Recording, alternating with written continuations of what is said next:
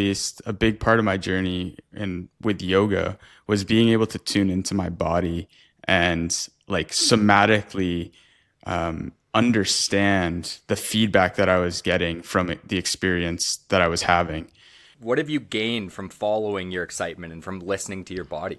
Yeah, I would say that I've that life has become more magical. It's become more beautiful. It's become juicier, and everything I feel like I'm absorbing even more, like at a physiological level, and that can be challenging at times because it feels like I'm feeling things deeper. I really feel that this is a gift, the opportunity to be alive. It's a miracle that we're here, and it's a gift, and um, I want to honor it by feeling it fully.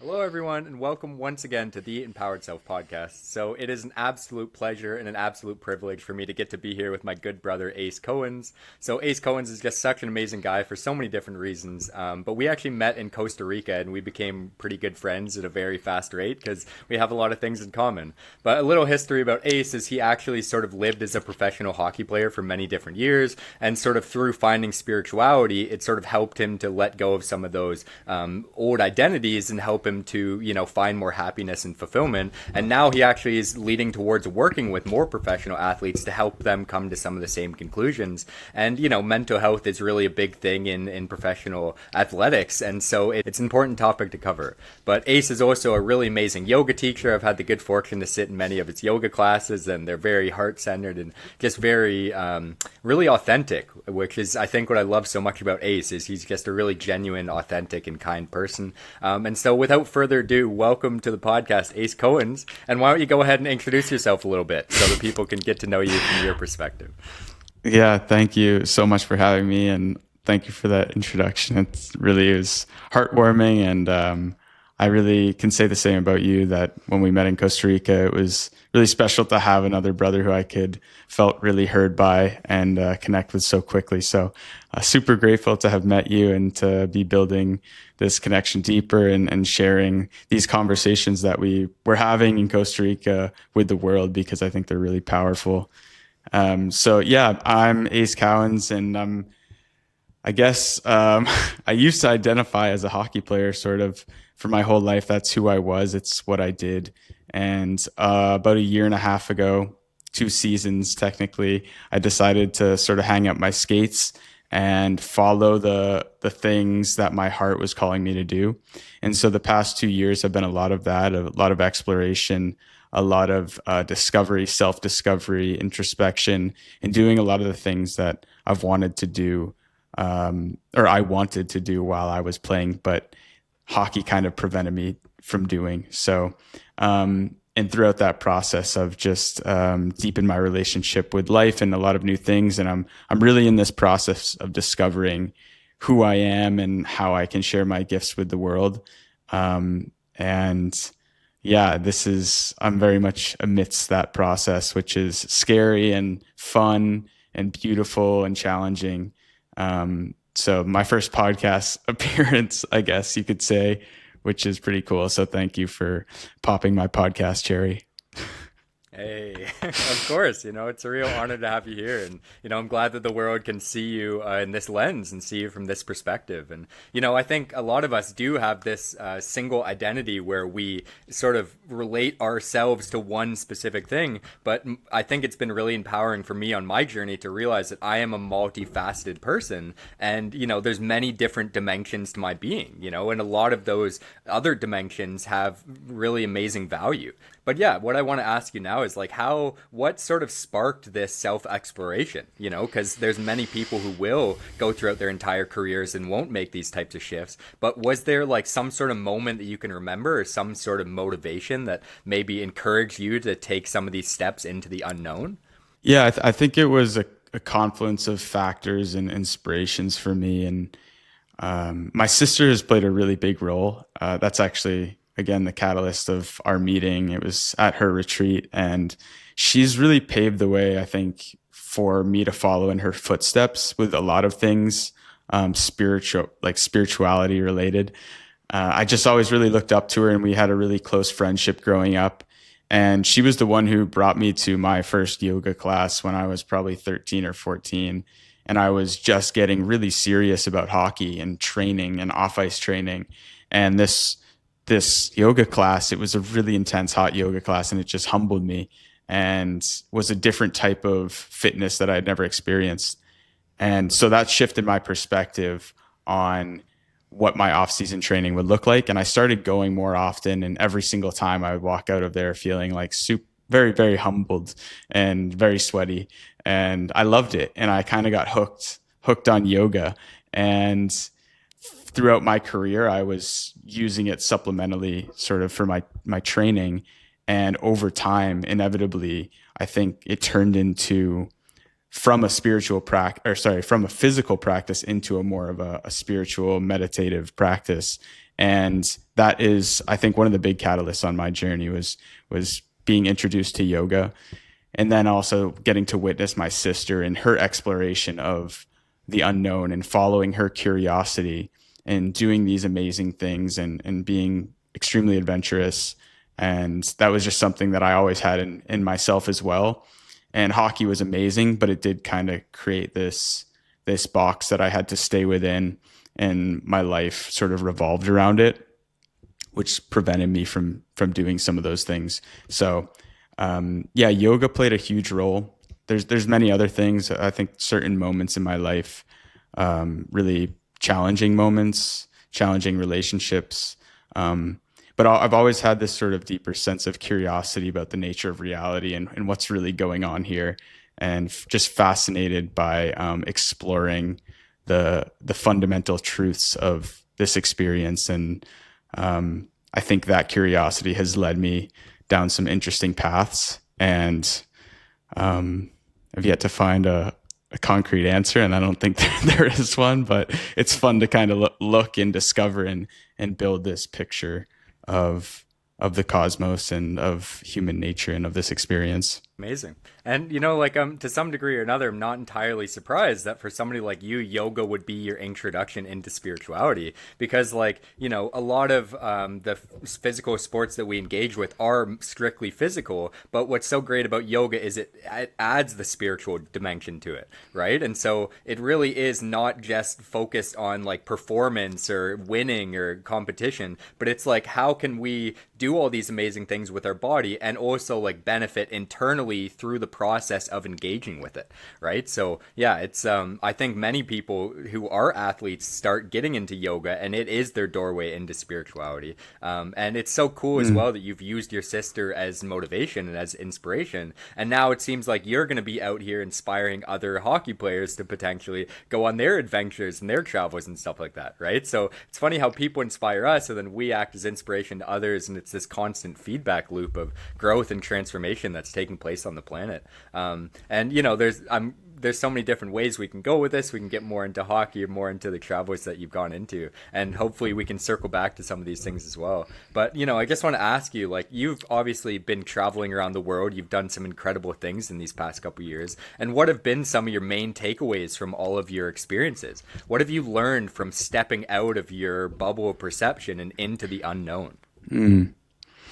Yeah, it's what I've learned in the short time that I've been able to have the privilege of traveling and seeing the world, to the limited degree that I have, is that you could spend your entire life trying to see the world and you'll barely scratch the surface of what's here. And the same goes for exploring consciousness, I think. But really, it's just allowed me to deepen into my relationship of what it means to be alive, and sort of drink in as much as I can of while I'm here in this limited sort of existence. So I'm learning, I'm learning as I go, and I've found that every time I step into the unknown, there's something there to uncover. There's an opportunity to reflect and learn more about myself and my connection to who I am, why I'm here. And it feels like this remembering of who I am and where I come from and what I came here to do. And the more I feel like I can get clear on that, the more lit up I feel and inspired to continue to step forward and fulfill this sort of dharmic purpose, if you will. Yeah, and I really do think that that's an incredibly valuable point because ultimately all we're here to do is learn to some degree or another, and what prevents us from transforming our lives to a more fulfilled place is the fact that we think we have it all figured out. Right. And we think we know that reality is one specific way, and we get stuck in these bubbles of perception. Like, I'm this and I'm that. When in reality, it's like we're so much more than that. We're limitless beings with limitless potential. And it's only the belief that we're not that, causes us to not fulfill our purpose and to not live this dream life that is out there waiting for us. And it's not even to say that, like, everybody should travel or everybody should go out and do these types of experiences. But ultimately, what these things reflect back to us is our own individual needs and our own individual purpose for being here, whatever that may be, person to person, right? So it's a really fulfilling thing when you eventually learn more of who you actually are and can step more fully into that. But for those out there who are maybe struggling to find their purpose and they don't quite know what they're here for, and they're maybe in a place where they're feeling stuck, what advice would you give them as to how they can potentially overcome that and step more fully into the life that they came here to live? Yeah, I think it comes back, for me at least, a big part of my journey and with yoga was being able to tune into my body and like somatically understand the feedback that I was getting from the experience that I was having. So, and that takes a level of becoming a clear vessel, I've found. So that the more clear you can be and the more you can sort of unclog your pipes and, eat a clean diet and exercise to clean your mind and get in the sauna to extract the toxins and slow down and meditate, the more you can sort of allow what's coming through to come through, and then listening to the body to experience the feedback that you're getting when you think of something or someone or an idea or a possibility, and really understanding like or feeling into, okay, is this creating a sense of excitement and expansion in my body, or is it making me feel like scared? And maybe scared could be a good thing, but more constricted and limited and small. And so using that sort of biofeedback, that somatic feedback, as a way to help you determine, the steps that you want to take, the illuminated steps that are in front of you. That's what I've found super helpful, is like really learning how to tune into my intuition and trust myself, and claim what I'm feeling as true. Yeah. Wow. Great answer. You've basically learned how to listen to your body, and you've learned how to follow your intuition, and you've followed these expansive states that have made you feel more joyous. What has been the benefit of doing so? Like, why is that something that you continue to do? And, if for people out there who maybe struggle with this and they don't quite know how to do it, or they don't know why they should do it, what have you gained from following your excitement and from listening to your body? Yeah, I would say that that life has become more magical. It's become more beautiful. It's become juicier, and everything I feel like I'm absorbing even more, like at a physiological level. And that can be challenging at times because it feels like I'm feeling things deeper, and it can feel heavy. It can feel uncomfortable, but I've sort of chosen this commitment towards feeling everything fully. And it's kind of an audacious or ambitious thing to commit to, I've realized, because feeling everything fully can be extremely painful, as much as it can be joyful and beautiful, and you can experience love to that level. So I just want to experience everything as deeply as possible in this life while I'm here, because I really feel that this is a gift, the opportunity to be alive. It's a miracle that we're here, and it's a gift. And I want to honor it by feeling it fully. And sometimes that's tough, but it's beautiful, even the tough times, like learning to enjoy the non-enjoyable moments. is a practice. It's hard, much easier said than done. Yeah, and it's almost like to some degree or another, we were born into these places of hypersensitivity. Like when you look at a baby, they're incredibly like reactive to what their body, the feedback that their body is giving them. And you can see a baby go from total joy to having a complete meltdown in a minute. And it is this incredible duality of experience, right? And it's almost like we've like sort of dissociated from our feelings through the different habits that we engage with in our everyday life. But life is meant to be lived fully expressed and fully felt and fully experienced. But because the world that we live in is so painful and we haven't really been listening to our intuition, we've created these systems that cause us to be in a lot of pain that shut us out from feeling our feelings. But when we can return back to ourself and we get to our heart and we feel the joy and the love that exists here, then it becomes really easy to believe in the miracle and believe in the magic. Because I think a lot of people, when they hear people like us say that, they're like, all I've ever experienced is suffering. I work all the time. Like, what are you guys talking about, right? But even those people who are stuck in these moments have had transcendental moments once or two or three times in their life where they've had a glimpse into that possible joy and that reality that exists. And so this is where the whole Buddhism thing comes from for me. Like, I studied Buddhism for a long time, right? And it's like, you don't even necessarily know that you're suffering until you've had these types of experiences. And once you do, no other happiness will fill you with the same contentment, right? Like eating donuts will never give you the same satisfaction as finding that contentment from within. So once you get a glimpse of that enlightenment, your whole life becomes a search for more of it, because it is the thing that will leave you with true fulfillment, right? Like contentment that you've never felt before in any sort of a way. I really want to commend you for, listening to your body and for following that pull towards the unknown and towards something greater, and leading the way for others, because it is difficult to carve out a new path in society. So many of us are stuck doing things one way, and there aren't a lot of trailblazers who are returning to the heart and showing people that it is safe to be a man and to feel and to enjoy their life fully. And I just wanted to ask you as well, like, what is the difficulty for men in feeling their bodies and feeling their hearts and being more expressive with their emotions and enjoying their own life fully? Why do you think so many men struggle with that? I think it's just very common, a common experience to be hardened over time as a man in Western society, especially. We've been taught that masculinity looks a certain way, when in reality, there's the masculine has a component of femininity to it.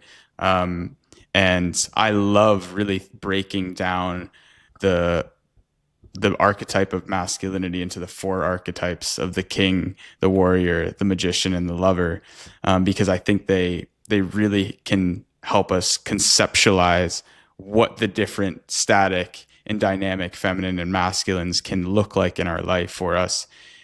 And giving men permission is a really big thing, and making it known that it's okay for men to ask for help. This has been something that's been alive for me recently. I had a moment in my life where I needed help, but there was a part of me, the prideful part, or the part that we're talking about, that was just ready to just kind of curl up into a ball and hold myself until it was over. And when I was in that state, I just kind of asked myself, like, what am I waiting for? There's people here to help me. And I figured out, I just kind of looked inward and I said, okay, like, at what point am I going to ask for help here? Like, it's not a scarce asset. Help is not a scarce asset. And I think as men, we're taught to think that, like, the buck has to stop with somebody. And if I'm deferring my power to somebody else, then, it just keeps going on and on. But it's not the way it works. Like, help is it's a network of energy. And, I may need help in one moment in my life, and you may need help in a moment in your life, and we just are meant to be there for each other in those times. So yeah, I think this all goes together with what you asked, in terms of just allowing men to feel like it's okay to feel, to kind of shed their armor, to soften a little bit. and feel life more fully, because I think that armor, it kind of prevents us from experiencing the beauty that's here for us to experience at times. Yeah, and to me, like to add a little bit to that, I think to some degree or another, like the masculine is the giving, whereas the feminine is the receiving, right? And so, like, so often us as men, like, we are the caretakers, we are the ones who are of service to the world. And that's because so many of us do care deeply to make the world a better place, right? And, you know, that's our purpose and that's what we live for, to be the role models in our family.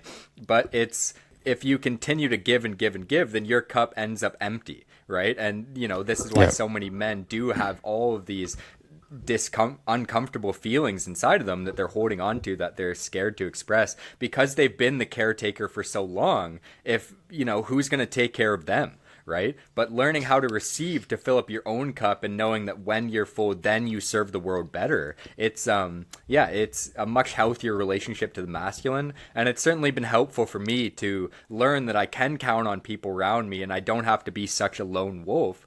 But to some degree or another, I think that the reason why this happens is because a lot of the archetypes that the men engage with in our society are sports, right? Like we all get together through sports, and we're always competing each other. And even when you're on the same team as somebody, you're still competing to be the best member on that team, right? So we're constantly showing each other that we aren't going to support each other on some level or another, and that we need to be tough in order to win, because that's what a lot of these sports involve. So just to talk a little bit about my history with sports, like I basically played soccer for many different years. I was a multi-sport athlete. You know, I was on a college scholarship for soccer and stuff like that. And it got to a point in my spiritual journey where I had to step away from soccer because of how competitive it was, and because it was really causing these narcissistic and egotistical thoughts within me. And for a long time I felt like unfulfilled because I wasn't playing any sport, and I wasn't like enjoying this core part of me that I love so much, to play, to connect in community. And more recently I started playing pickleball.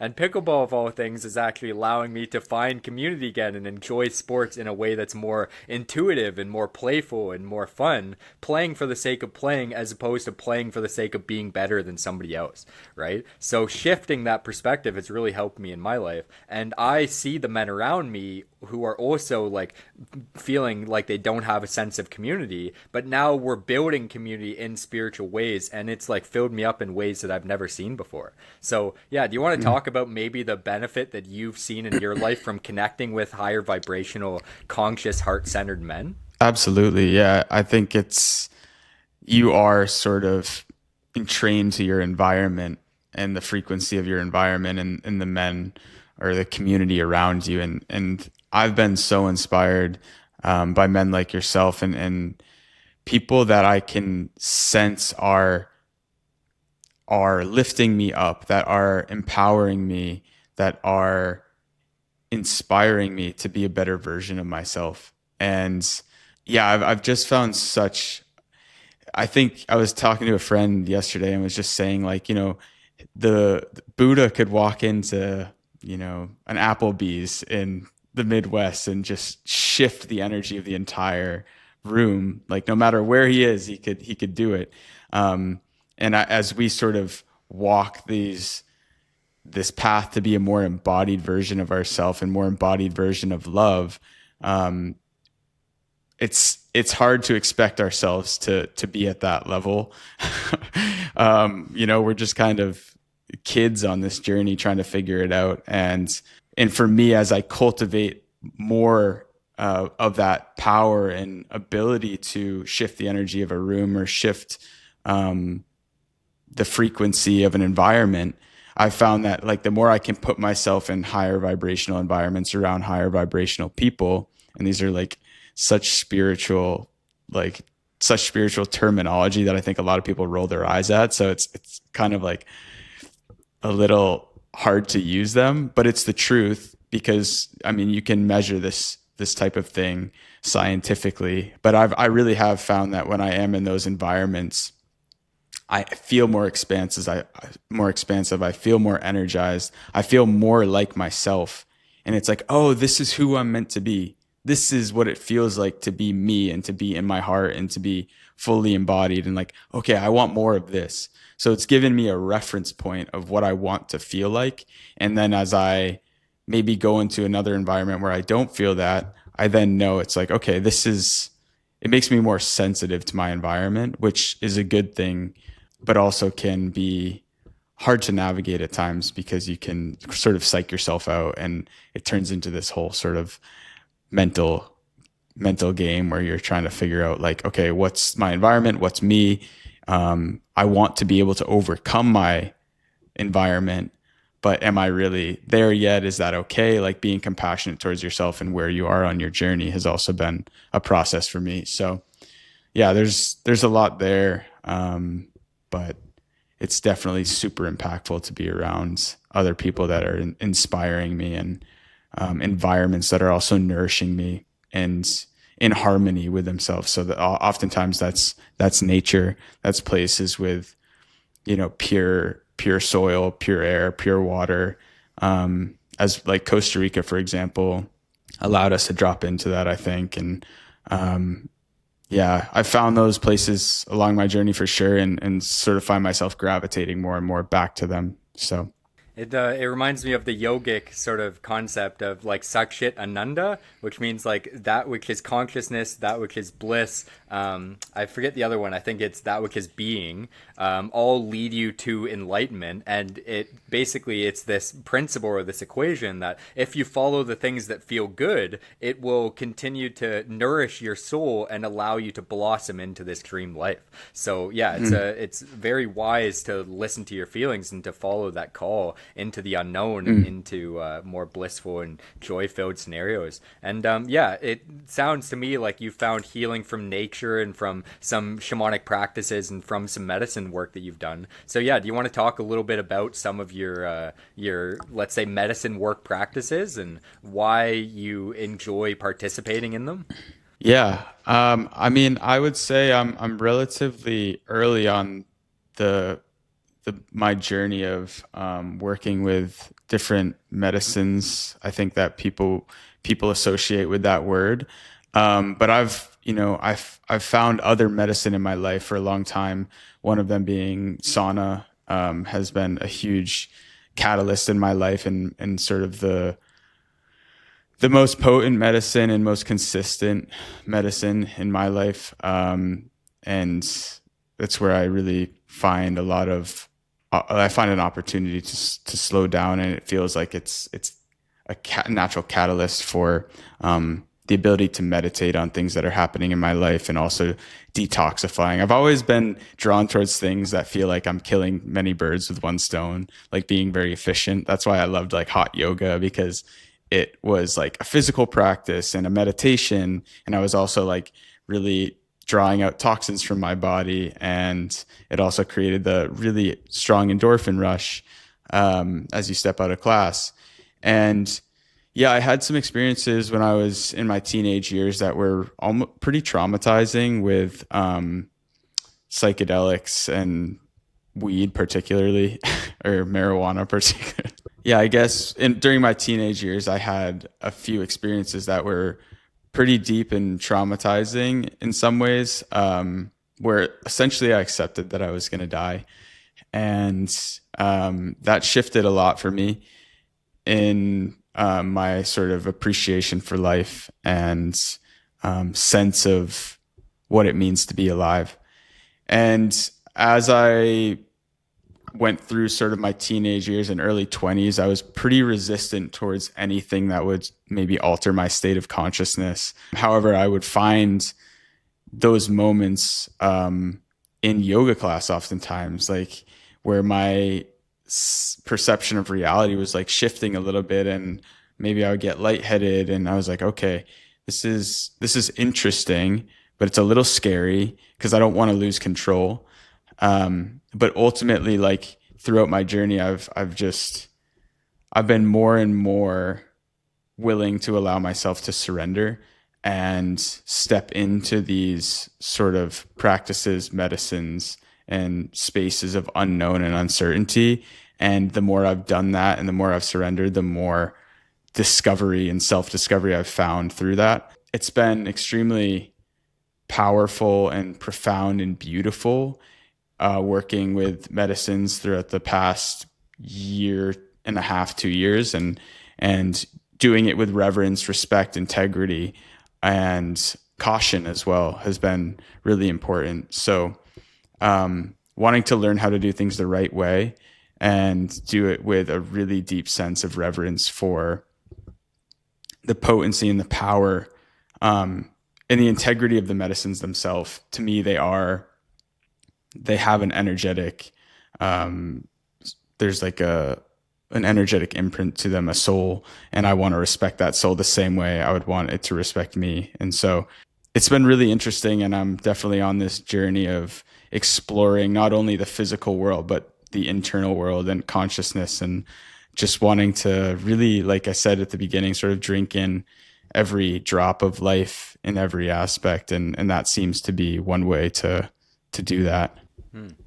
And I love your answer though, because like I think it does touch on the fact that many different things can act as medicine for us, right? Like whether it be breathing or whether it be sauna or whether it be connecting with a high vibrational community or, plant medicines and stuff like that. But really the key that makes these things go from just a physical experience to a spiritual experience is the reverence for them, right? Like understanding the sacredness of the things that we're engaging with, and the fact that it is to some degree or another a gift. Because like if you don't have access to the heat or to the fire element in the sauna, you might not get to detox and you might not get those good feelings. So on some level, it's like the wood is literally sacrificing its body, being alchemized through the fire to send energy into our body to heal us. And if you can actually see it for that, then it's a lot easier to have reverence for. And it's just it's a win-win. But understanding that we are in relationship to everything around us, and everything can act as medicine to some degree or another if we go into relationship with the things around us with total respect and reverence. Totally. I mean, I couldn't agree more. And I think anything, we can be medicine to each other. It's the part of God within us that has a healing capacity. And that's to me what the word medicine means. It's just something that heals, and that can come from anything when we sort of ingest it or interact with it in a way that creates that sense of healing. So I agree with you completely, and I love that perspective. Yeah, we are the medicine to some degree or another, right? Like even a medicine man or woman, it's like they use specific tools to do the healing, but in reality, it is like the vibrational signature within them that allows them to use that tool in the first place. Because like, you could have a shaman or something who goes into ceremony and they actually do a lot of harm to people. And why does that take place? Because the intention isn't there for the right reasons, let's say, right? So ultimately, the tools can be used for good or for bad, but the real medicine can only be the person who's serving it. Right. So, like my shaman Celinda would always tell me, she's like, basically like the degree to which you can help another person is only the degree to which you've done the inner work yourself. So I met you when we were in Costa Rica, right? And we did the Sky Cowans Awaken the Dream Retreat, which has been just an incredible awakening for me into my word of the year, and my little wristband here, which I still have on, was abundance, right? And I can certainly say that I have seen more abundance in my life since then. But what was your word of the year, and how have you seen that word and that intention set in that collective of beings who came there for the sake of transforming themselves? How have you seen your life transform since being a part of that retreat? Yeah, it's such a beautiful way to start the new year, grounded into a one word intention, and doing it in such a potent container. And my word was listen. And the reason I chose that word was for a number of reasons. For me, it was like an all-encompassing word, because I think there's a component of me that knows that for me to step into myself even more, I have to listen internally into my heart, into my intuition. There's also a big part of me that wants to be a better listener to other people. I want to truly be present with the people in my life that I'm interacting with or having a conversation with, in this podcast is a great example. Really listening to you as you're speaking, and not maybe being in my own head or my own energy, and really being present with you as you express yourself, and doing that everywhere in life. Um, and then also just slowing down to really listen to the universe and to nature and to my environment. So I just love that it kind of like, again, this sort of killed three birds, or however many birds with one stone. I just thought it was an efficient word, and a really deep word for me, and something that I'm really working on. So yeah, it was, for me, the transformation is ongoing. Like, it's definitely something that I have to constantly remind myself of. It takes the repetitions of being like, okay, remember to listen, like listen, just like, I think that's the power of having one word, just like coming back to it over and over and over. And over the course of doing that, it becomes a strength and an embodied trait within you. And so I'm trying to do that now. And maybe I could ask you a question to listen to your experience. I know we had a lot of great conversations in Costa Rica, and I wanted to hear about what that experience meant to you, because you said it was really transformational, and I also want to hear about your word abundance and how that's been alive for you, and how you felt it's been coming up in your life. Well, I'd say that thank you so much for listening. I really appreciate that. And yeah, so abundance. The theme of the retreat was awaken the dream, right? And I'd say that it really did succeed in showing me what a dream life can actually be like. You know, and I have lived in very abundant situations in the past, but I think I had like limits that I placed on myself as to how my life could be, like how much I could enjoy my life, or like what the community around me would look like. But when I got to sit there in this beautiful place surrounded by nature, feeling that joy and that love every day, I realized that it is possible to live a dream life. Like you can encode that existence into your actual being. And one of the ways that that takes place is through acknowledging the abundance that you have. So since then, I've basically found my life to be more abundant, not necessarily because of the fact that I'm receiving more than I was before, but because I'm appreciating and acknowledging the abundance that's already there. And as opposed to projecting my projections onto my experience, I'm just open to the experience and allowing it to be what it is without, like, you know, restricting it in any sort of way. And the more I can do that, the more I can appreciate it for the magical gifts that it offers. And, you know, I was just talking to another person the other day, and they were saying how, you know, they were following synchronicities to lead them to their dream life. And they said that every single person has synchronicities in their life, but the question is are you aware enough to notice them or not? Right? So I do strongly believe that there is a divine path leading us towards our purpose. And so often the thing that prevents us from getting there is us trying to force reality to be a specific way, trying to go down a path that we think will serve us best, when in reality, we're being guided to a path that doesn't look like it will, but in the grand scheme of things, it actually does lead you to where you're supposed to be. So, like, to give you an example, you know, I recently just sort of inherited this backyard that wasn't being used for 10 years. I never even had an idea of using this whatsoever. And for the past 10 years, if you had come to me and said that I could use this for my retreats, I would have said no. Like, I don't even want that. And then all of a sudden I do want it, and immediately after it comes in, bam, manifested just like that, this whole new dream reality. I have something I've wanted my entire life, but I didn't really realize, and I didn't even think it was possible. And just being open to it, now it came to me, you know? So yeah, I think really it showed me basically that we are in control to some degree or another, but the more that we can let go and allow and surrender and receive, then the more we can acknowledge the abundance that's already there, as opposed to trying to create abundance out of nothing, you know? So, yeah. I love that perspective.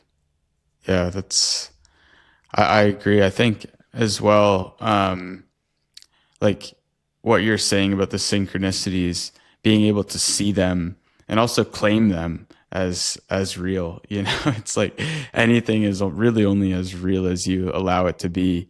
And a lot of people I find that are maybe resistant towards, um, these types of perspective that are maybe a bit more woo woo, and, claiming things as synchronicities or, um, wanting things to give things meaning that maybe are coincidental or things like that. It's just like we're given the ability to make whatever we want be as real as it is, and that takes some discernment as well. So, but also it can just be like playful and fun and inspiring to claim things as true. Hmm. Yeah. And, we are the greatest discernment of truth, right? Because scientific studies, for example, of course, do discern truth, fact from false and real from non reality. But ultimately, we are the ones who are perceiving that scientific study. So it always comes back to us. But anyway, yeah, so I wanted to ask you a little bit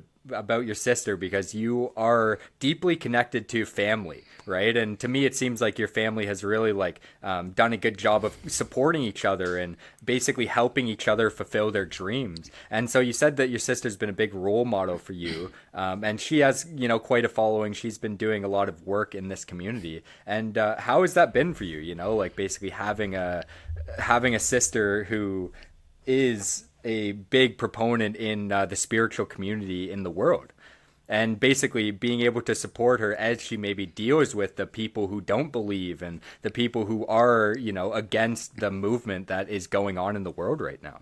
Yeah, I mean, she's been my best friend since we were very young. We were born 2 year, like a little bit less than 2 years apart. So we grew up as toddlers, kind of wreaking havoc, and then through our early childhood, filming videos in our basement, and then our youngest brother got involved, and so we spent a lot of time playing together as kids and kind of became partners in crime. And throughout our teenage years, maybe drifted apart a bit as we kind of developed let our egos sort of get in the way and became adults. And then we really have, I mean, she's inspired me all along the way for sure. But as she's created her channel, watching her build it from nothing has been just a privilege and so inspiring to watch. Her work ethic is unlike anything I've ever seen, and I've been around some really hard workers in my life, and so I have a really high standard for that. And she's just nothing short of a badass, and it's been really an honor to like one watch her do that, but also kind of get to ride her coattails a little bit and join her on some of the adventures that she goes on. Be brought into some of these communities and circles of really incredible people that she's met through putting herself out there and making meaningful connections and being herself. And so, when I go out to see her in LA or wherever she is, it's kind of like I have a bit of a cheat code where I get dropped into her community at times. And that's, I'm super grateful for that. As there's a lot happening in that world that I'm really interested about, and I'm interested in about establishing who I am, in this world of catalyzing change and awakening.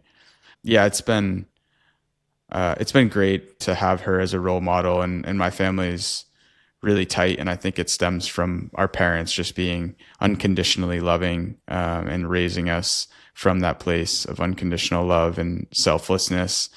And we have our familial issues for sure, and it's not always easy, but overall, I'm very grateful for my family and my siblings and my two younger brothers. And it's my parents' anniversary today, so shout out to them, and Oh, lots of birthdays congrats. and celebrations in May. Yeah. So, Yeah.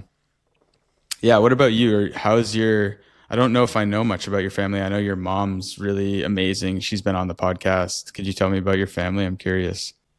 Yeah, I mean, first of all, I just want to say thank you to you and your family and the community that you guys have formed and the way that you support each other. Because like my mom really does support me in what I'm doing and helps me on this journey. But I've also had a lot of different pushback from other family members who don't necessarily understand what I'm doing, and it's been hard to sort of get people to accept this path. And I know how difficult it can be to be a self-starter and to work that hard and to face all these different resistances and still overcome it. So yeah, I just want to thank you and Sky and the whole community that you guys have formed and been a part of, because it really is so inspiring just to watch and to be a part of in the little ways that I have. And I do understand the difficulty, and I see how hard it can be. So I want to commend you for supporting each other through that and continuing on and forging yourselves through the fire, even with all the difficulty that you overcome.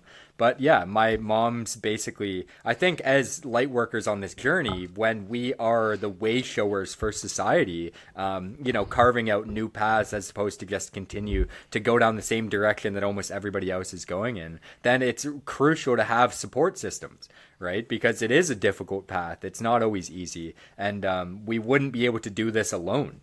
So I think everybody who's going through this journey of transformation, you at least need one or two people around you who can help you go through it. And I've just been really fortunate to have my mom and to get to study from her and have her as a mentor for me. And constantly, like I'm seeking advice from her and seeking inspiration and stuff like that. And yeah, family really is everything. I think this, for me, my whole goal moving forward, and I think you're the same way, is creating containers that allow for families to be reestablished, and allow people to become connected, and really defining what a family actually is. Because these conventional systems that we that create families maybe aren't serving us anymore. Like me seeing people once every 3 months for 2 hours for Christmas, is that really enough to continue to develop a relationship? Or is there maybe a new way that family can be created with people who aren't necessarily biologically related to you, but they are connected to you on such a deep level that you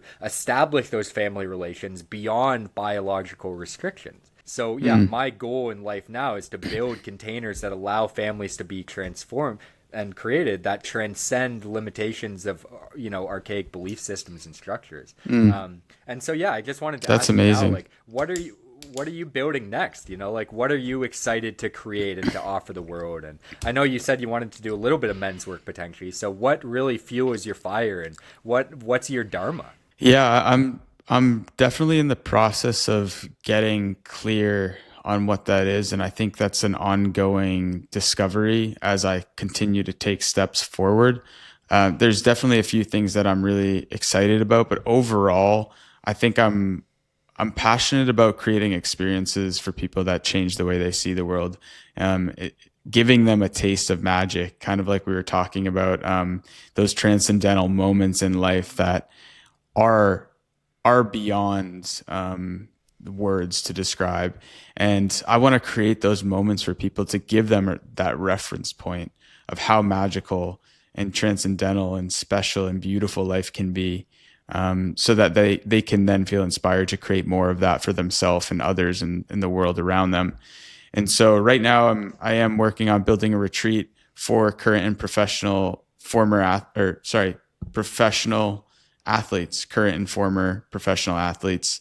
And that's the most recent thing I'm working on, and that's coming into form. And it's a beautiful challenge, and it's been a really incredible opportunity for me to curate an experience, and do the work up front to really bring something to life from nothing, bringing an idea to life from nothing. So that's been really rewarding, and it's coming into form. And there's that. And then I also want to figure out how to scale those experiences for people and do it on a bigger global scale even. I want to help catalyze awakening for as many people as possible. And figuring out how to do that is an interesting thing. It's a huge kind of ambitious sort of vision, and I don't know exactly how it's going to happen, but that's sort of the vision I'm holding for myself. And I'm also interested in integrating and understanding how psychedelics and psychedelic assisted therapy can help be a catalyst. Trying to figure out how these different tools work together to really create potent transformation and awakening in other people, and also just like creating magic for people along the way. Yeah, it's quite a little concoction that you're brewing together there, and I can really see the potential that it has. And it's really important work, because I think something that I've been working through and something that I've had some mentors share with me is like it's one thing to do work in some places that maybe don't have as much influence on the world, but professional athletes have a really large influence on the world, right? Like they are the leaders of society on some level, and so to help them become more fulfilled, happier, healthier people is sort of like a top-down approach, right? Where it's like if you can address the people at the top and then they have such a great influence on the world around you, it really is a monumental thing you're doing, and it really does have incredible potential to influence this world and to help awaken the lives of North American citizens and otherwise around the planet. So yeah, I'm all for it, brother. I support you fully in your vision, and I'm here to help out any way that might come into fruition when it eventually does, not necessarily if. But yeah, I'm excited to see how it all pans out and can't wait. And for the viewers at home, I'll be continuing to, advertise and support Ace on this journey here. And maybe even we'll be able to convince him to come to London and we can host some workshops together with my community down in Canada. So, because, Ace is a great hockey player, so he'll be able to relate with all us elbow up guys. But, Yeah. Well, I'm also a dual citizen. I'm Canadian. I have Canadian blood. So it's oh, nice. There you go. Hello, everyone. John here in the post-editing office here. And yeah, unfortunately, it looks like the footage got corrupted, so that would be the end of the Ace and I podcast. But brother Ace, if you're listening, I just want to thank you so much for being on the podcast. It was such an honor, such a privilege. And yeah, so much incredible wisdom came through. So thank you for your presence. Thank you for your being. Once again, I'll link all of Ace's stuff in the description so you can continue to follow along with his journey if you're interested. And hopefully we'll be able to get him back on the podcast once again. But to all the Empowered Self viewers who have stuck through to the very end, I love you. I appreciate you. I thank you so much for being here. And we'll catch you in the next episode. Bye-bye.